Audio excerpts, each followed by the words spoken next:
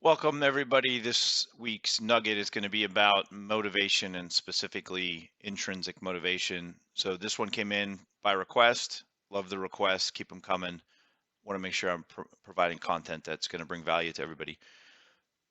When I think about motivation, I think it's extremely important. So, I've been part of groups and uh, in personal endeavors of my own where I haven't been motivated versus teams and personal endeavors where I have been motivated. And I can tell you, I'd much rather be in that motivated scenario.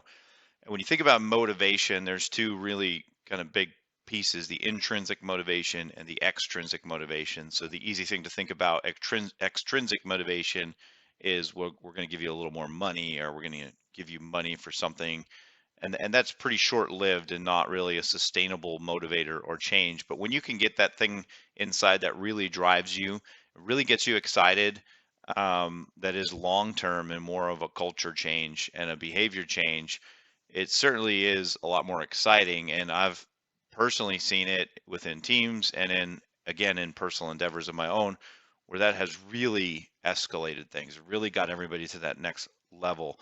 So, want to talk about how important it is to focus on motivation, but specifically intrinsic motivation. You want to be generating some intrinsic motivation. So, if you're out there in one of the formal, what we would deem a formal leadership role with a job title like supervisor or manager or director or something like that, you really do need to take this seriously and invest some time in it. So would encourage you to go learn a little bit. I'm going to give you a couple of resources there. I'm not going to make this a hour-long motivation or educational video about this. I'm going to give you those resources to go learn. But my message is, it is important to seek that intrinsic motivation from a team if you're in a leadership role, to and not seek it as much as inspire it. And you need to invest some time in learning how to do that. And if you're on a team, if you're a team member, this could be a two-way street. So don't be afraid to raise your hand and say and inform your boss if they're not actively seeking this knowledge, that this is what motivates me, this is what drives me.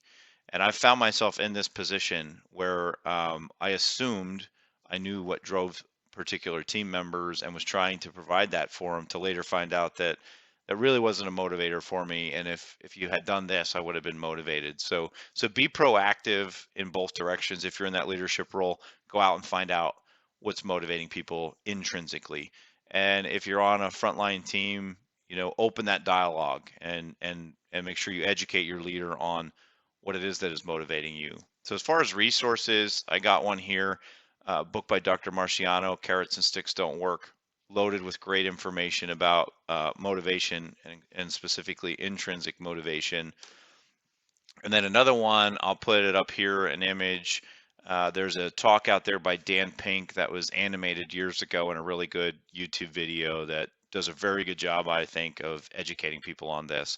So go ahead and get out to this video, look at the Marciano book, but most importantly, take some action here.